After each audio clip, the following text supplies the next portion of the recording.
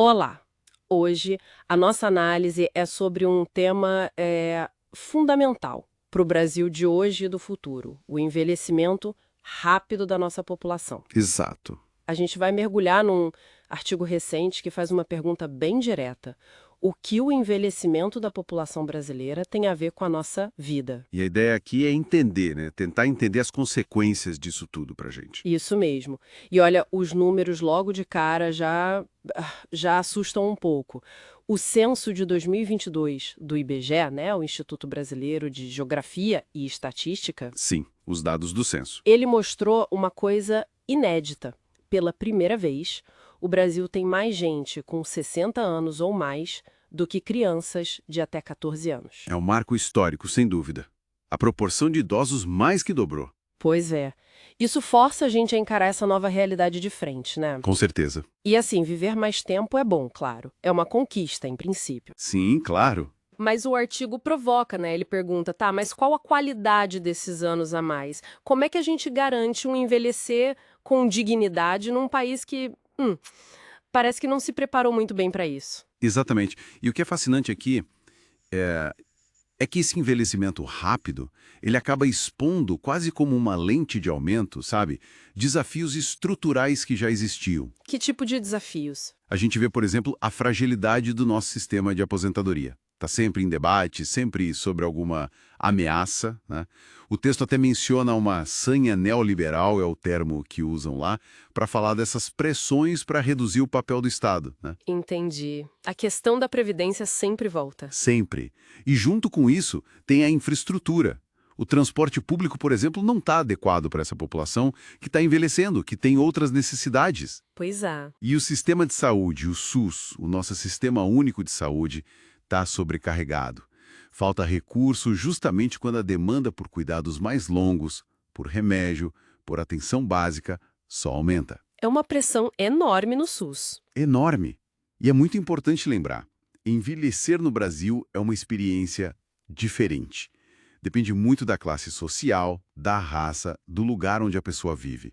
Não é igual para todo mundo. E tem leis para proteger os idosos, né? O Estatuto da Pessoa Idosa, lá de 2003, ele tenta garantir direitos, acesso a remédio, transporte. Sim, existe o estatuto. Mas é aí que o artigo aponta uma coisa interessante. Apesar da lei existir, parece que muita gente nem sabe dela. E para fazer valer na prática, é outra história, cheia de barreiras. Exato. E se a gente conectar isso ao quadro geral, o que a análise sugere é que essa dificuldade de aplicar o estatuto não é um caso isolado, entende? Seria talvez um sintoma de algo maior.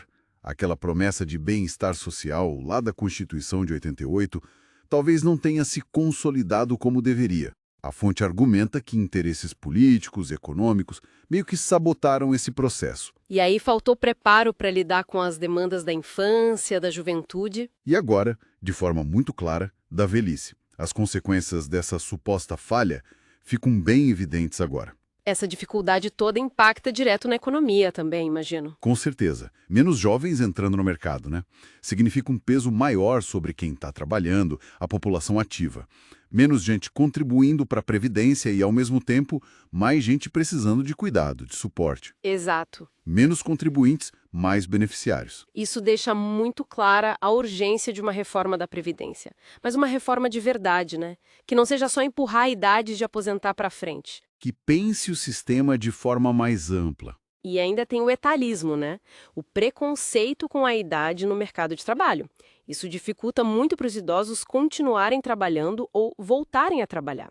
Muitos acabam tendo que continuar na ativa por pura necessidade, né? Sem opção. E isso nos leva direto para outra questão fundamental: o impacto nas famílias. É um ponto que o artigo destaca bastante. Como assim? A gente vê o aumento de casas chefiadas por pessoas idosas. E muitas vezes são esses idosos que sustentam filhos, netos, aquela figura clássica da avó que cuida de tudo, né? Muito comum na nossa realidade. Sim, muito comum. E tem o outro lado também, a inversão do cuidado. As famílias tendo que cuidar dos pais idosos, às vezes com doenças complicadas como Alzheimer, Parkinson. Que exigem muito cuidado, né? Muito. E frequentemente sem apoio do Estado, sem preparo nenhum para lidar com isso. Daí surge aquela pergunta crucial que o artigo levanta: quem cuida de quem cuida. Boa pergunta. Porque esse peso do cuidado, ele cai de forma desproporcional nas mulheres da família. É uma sobrecarga imensa, física, emocional, um trabalho invisível, não pago. E tem a dimensão emocional de envelhecer no Brasil, né? O artigo meio que desenha um cenário onde a velhice pode significar solidão, às vezes abandono, invisibilidade mesmo. Sim, infelizmente. Vira uma luta diária para sobreviver, em vez de ser uma fase da vida para aproveitar com dignidade, com os direitos garantidos. Exatamente. E a urgência de tudo isso é palpável. Não é um problema lá para o futuro, para a gente ver depois. Não dá para adiar. De jeito nenhum. A mudança demográfica já está acontecendo. E os efeitos vão ficar ainda mais fortes a partir de 2030, daqui a pouco. Esse cenário todo força a gente a pensar em planejamento de longo prazo. Sim. Em valorizar o trabalho de cuidado, em combater o etarismo de frente e em reconhecer os idosos como cidadãos, sujeitos de direitos com voz ativa. Então, para a gente ir amarrando, o que fica dessa nossa análise? Acho que fica bem claro que o envelhecimento da população não é um assunto só para especialistas, né? Ele mexe com tudo. Com todas as esferas da vida. E obriga a gente a repensar o nosso projeto de país, de sociedade. A questão central não é se a gente vai envelhecer. Isso é certo. A questão é como a gente vai fazer isso enquanto sociedade. Precisamente.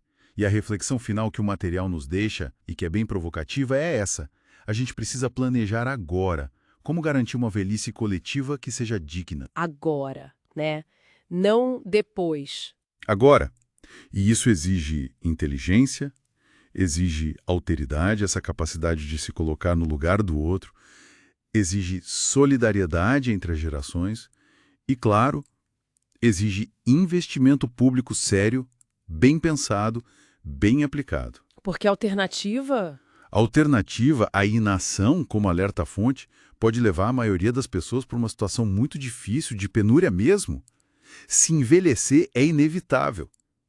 Garantir dignidade para quem envelhece, isso deveria ser inegociável, concorda? Totalmente. Inegociável. A questão é, como nós, como sociedade, podemos construir esse caminho juntos? É a pergunta que fica.